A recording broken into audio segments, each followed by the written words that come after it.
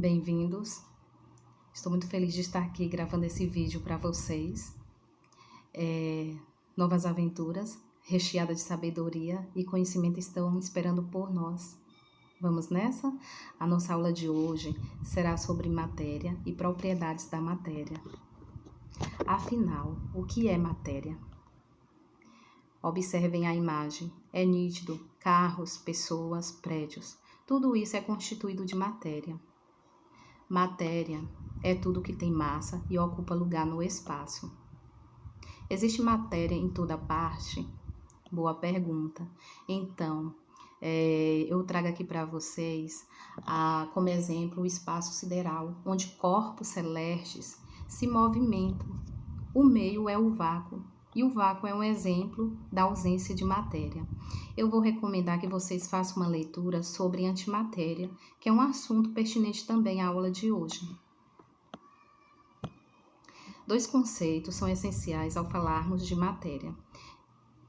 Conceito de corpo e de objeto. Então, o corpo é uma porção delimitada da matéria. Eu trouxe nos slides o exemplo, as pedras de mármore, ferro e madeira. A partir do momento que a transformação dessa porção delimitada da matéria e ela ganha uma utilidade, então passa a ser um objeto. Exemplo, a madeira, dá para perceber, foi transformada aí em uma mesa. O mármore foi transformado em uma estátua, muito utilizada para decoração. Temos aí o exemplo de objetos. Propriedades da matéria. Há uma diversidade de matéria. Podemos falar de algumas propriedades. Por exemplo, os metais, a maioria, que existem as exceções, são condutores de eletricidade. Materiais de borracha já não são bons condutores, são considerados como isolantes. Eu posso pegar a questão do ouro, que emite brilho, por exemplo. Isso tudo é uma propriedade da matéria. Então, as propriedades da matéria podem ser observadas em um corpo e classificadas em duas principais, que são as propriedades gerais. Quando digo propriedades gerais, são propriedades que pertencem a toda a matéria, e propriedades específicas, que são características de um grupo de matéria.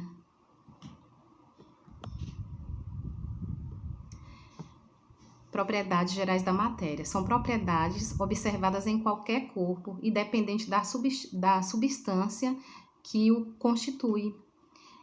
Só lembrando que a matéria é formada por substâncias, as substâncias são constituídas por moléculas e as moléculas são constituídas por partículas menores, os átomos. Eu falarei sobre atomicidade quando for entrar no estudo da tabela periódica, não se preocupem. E temos aqui as propriedades gerais da matéria, eu trouxe algumas, que é impenetrabilidade, elasticidade, indestrutibilidade, massa, extensão e inércia. Eu gosto muito de trabalhar com essa charge, porque exemplifica bem o conceito de impenetrabilidade. Quando o gatinho, que vocês conhecem, pula no cesto de roupa, as roupas sobem pelos ares. Isso acontece porque corpos não podem ocupar o mesmo lugar no espaço ao mesmo tempo. Isso é o conceito de impenetrabilidade. Então, outro exemplo no cotidiano de vocês, para quem gosta de café. Quando vocês colocam café na xícara e que adoça, vai colocando açúcar, o volume dele vai aumentando. Chega, se colocar muito açúcar, ele transborda. Isso porque corpos não pode ocupar o mesmo lugar no espaço ao mesmo tempo. Vocês vão se lembrar disso ao tomar o café da manhã. Extensão. Observar a imagem da estante.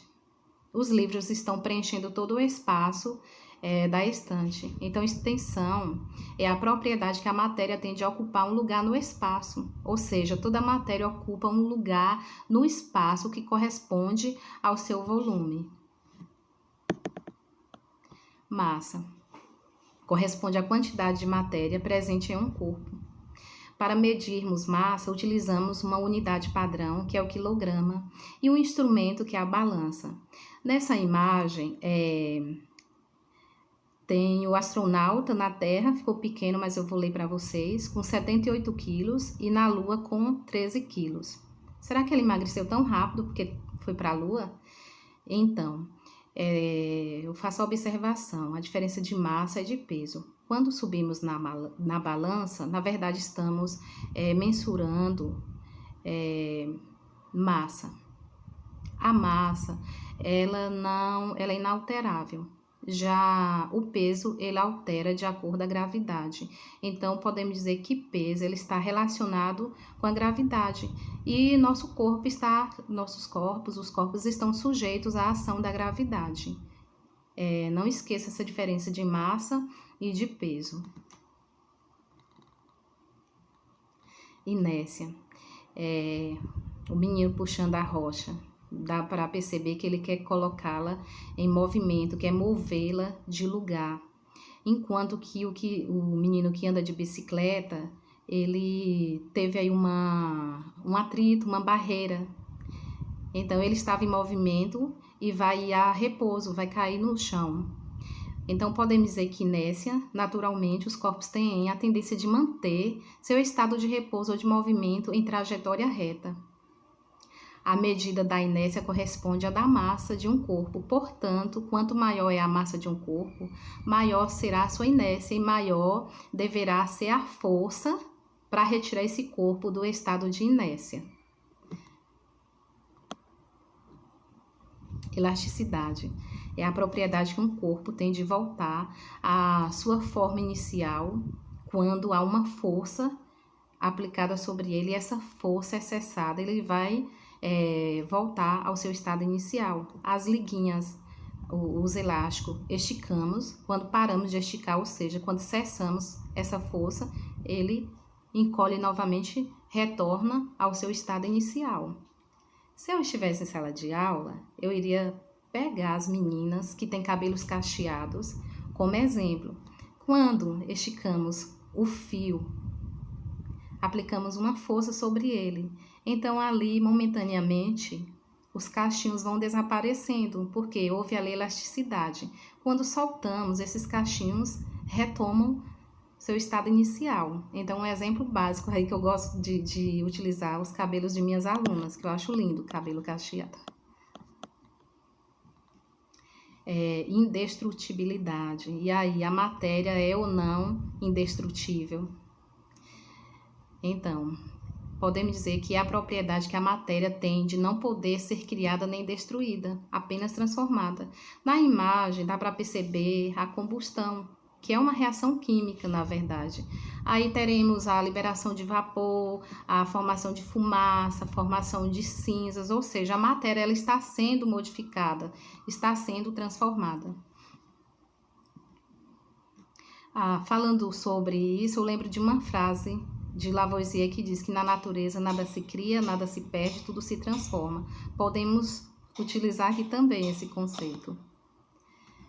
E agora falamos um pouquinho das propriedades específicas. Lembrando que propriedade específica é a propriedade que pertence a um grupo de matéria. Nem todos vão ter, nem toda matéria vai ter essas características, essas propriedades. É algo particular, vamos dizer assim. Então, são as propriedades observadas em certo grupo de matéria e são divididas em organolépticas, químicas e físicas. Organolépticas. Lembrando que são propriedades específicas que aguçam os nossos sentidos. Por exemplo, quando levamos o limão azedo à boca, logo vamos sentir esse sabor característico.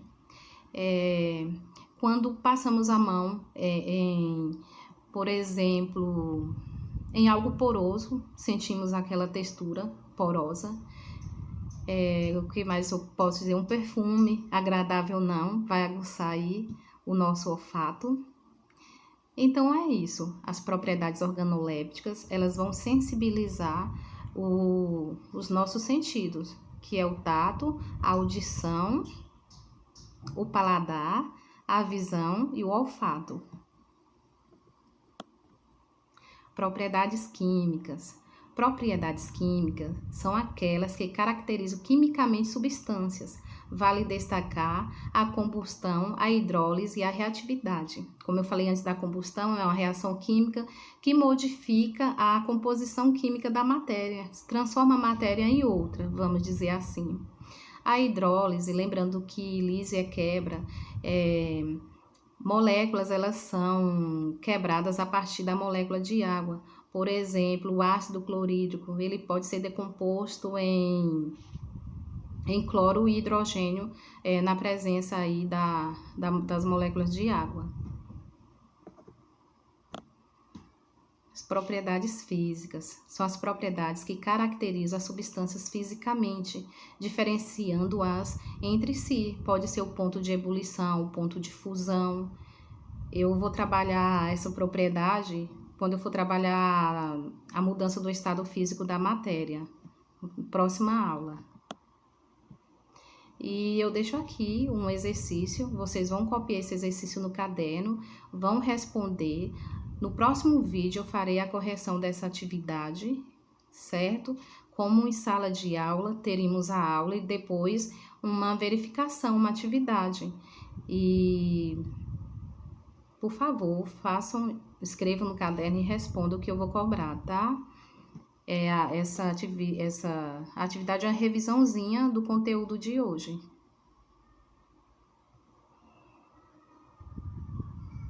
Então é isso. Eu deixo aqui um abraço bem grande para vocês.